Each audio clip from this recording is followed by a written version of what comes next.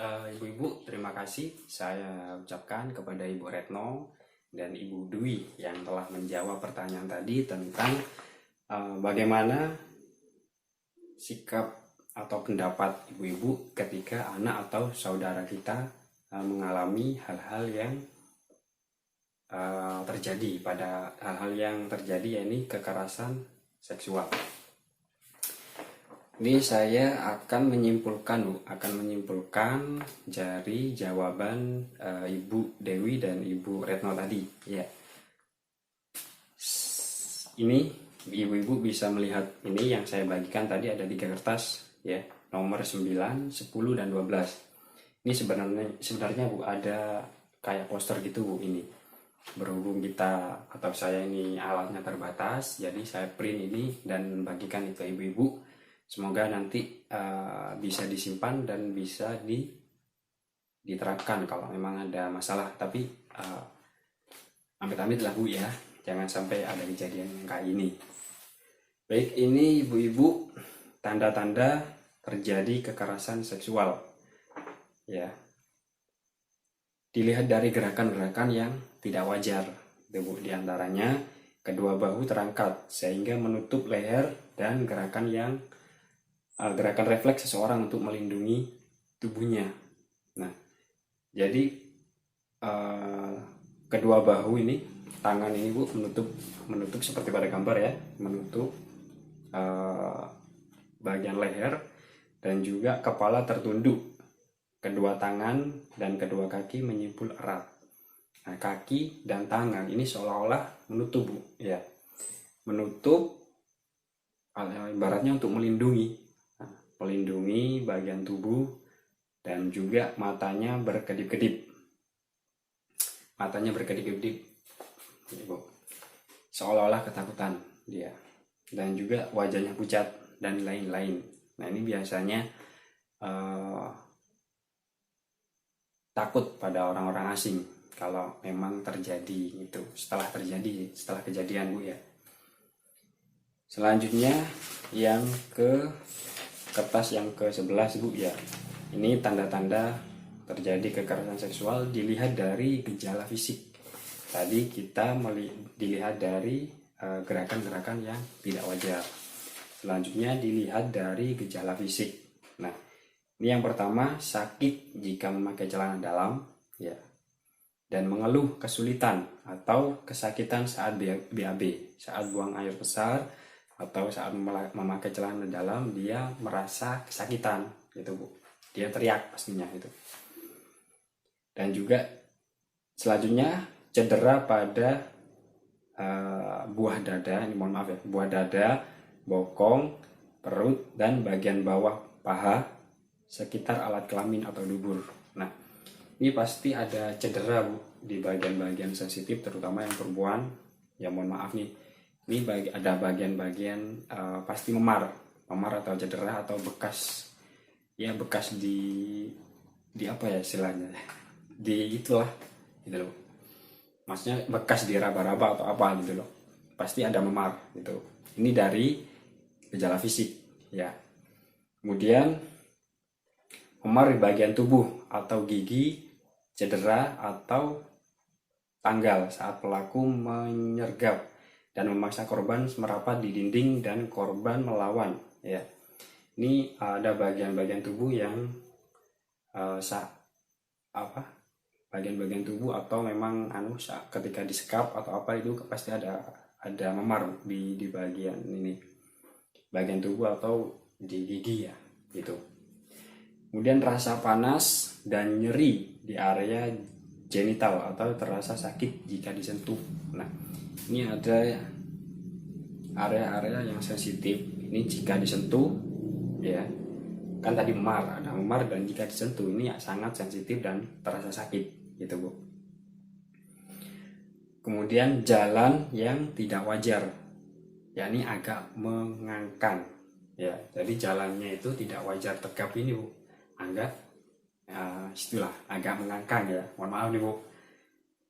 Ini saya sampaikan karena materi saat ini adalah itu Bu, kekerasan pada anak Jadi kita ibu-ibu sebagai orang tua bisa mewaspadai ya.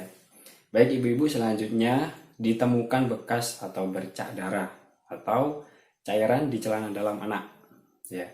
Dan kemungkinan ditemukan bagian pakaian yang robek atau kancing yang lepas karena ditarik paksa. Ini biasanya di celana dalam ada bercak ya, bercak atau darah Bu. Kemudian di pakaian itu di atas atau di bawah itu ada bagian yang robek atau kancing yang putus karena memang dipaksa dan anak berontak itu Bu. Baik, tanda selanjutnya kita lihat dari gejala psikis anak. Yang pertama, anak berubah ekspresi, pendiam, cemas, gelisah, mengurung diri, takut ditinggalkan sendirian. Nah, jadi kondisi psikisnya Bu, ini anak jadi pendiam, tidak seperti biasanya, cemas, takut gitu, dan juga tidak mau ditinggal sendiri.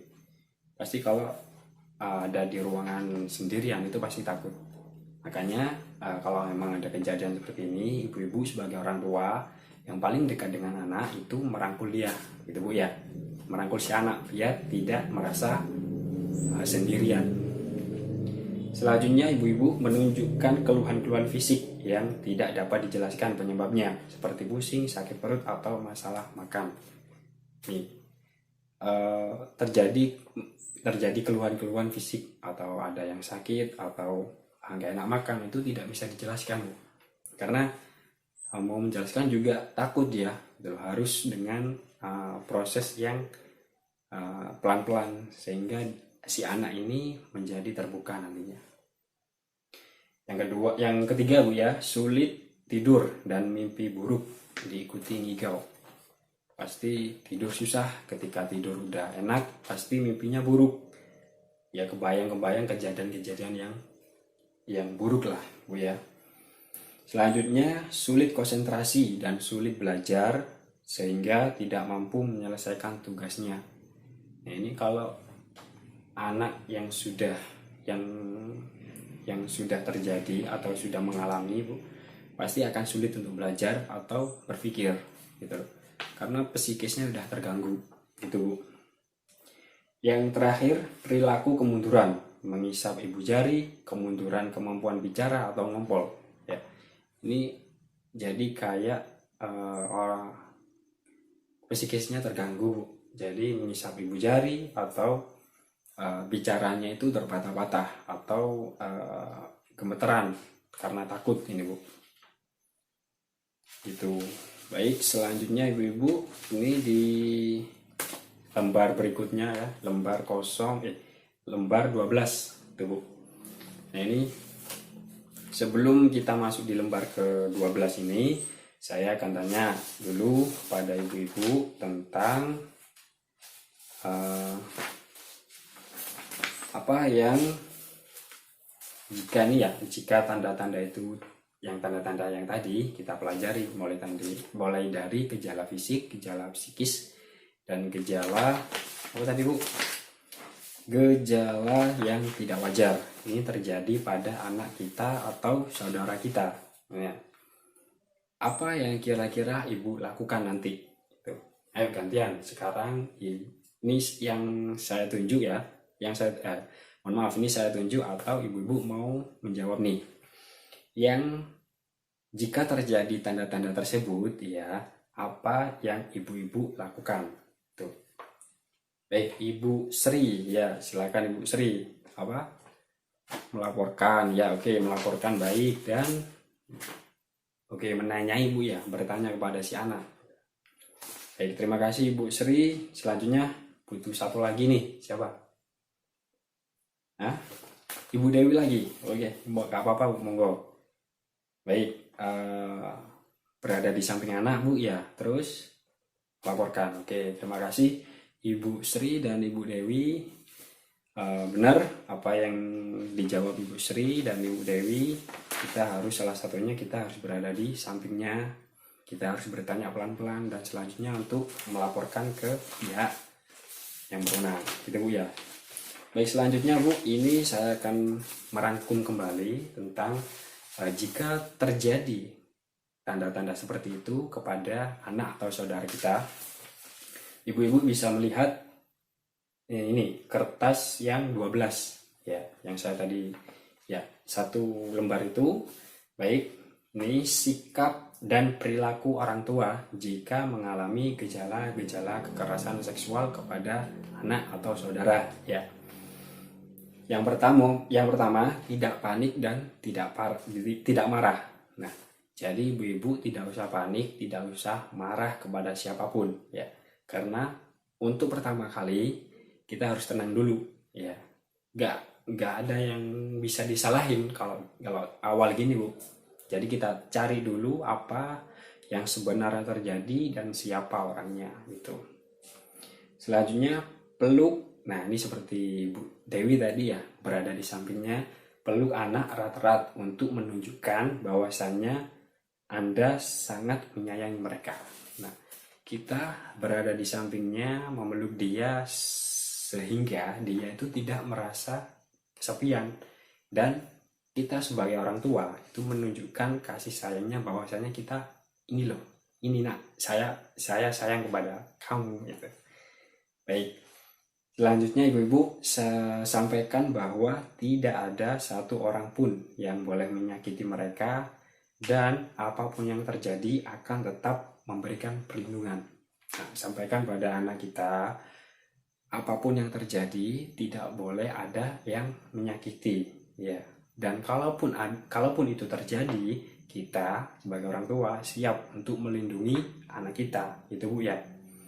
Selanjutnya, jadi pendengar aktif tentang cerita dan pendapatnya.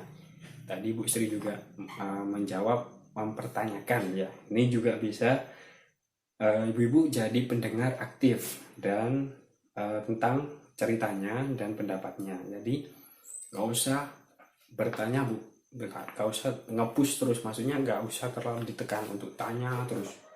Biarkan aja mengalir dulu, santai dulu, seolah-olah anak ini nanti kalau udah nyaman dia akan cerita sendiri. Itu Bu. Baik, selanjutnya ibu-ibu, ketika kita udah menjadi pendengar yang aktif dan kita terasa masih sulit untuk mencari informasi dari anak kita ya. Ini ibu-ibu bisa minta tolong kepada ahli atau lembaga layanan ya. Jadi kepada perlindungan anak itu juga bisa ibu-ibu kontak atau menghubungi orang-orang yang sudah ahli di perlindungan anak, dan nanti itu akan ditenangin, akan ditanganin sehingga anak itu merasa nyaman dan mereka akan cerita gitu loh, bagaimana kejadiannya, siapa pelakunya itu.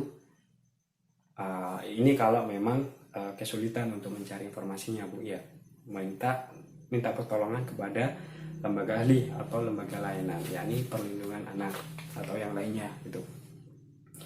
Yang terakhir, ketika kejadian udah ketemu, udah diketahui pelakunya, inisial udah diketahui atau ciri-cirinya ya, selanjutnya dilaporkan ke pihak yang berwenang, yakni dilaporkan ke polisi Bu gitu.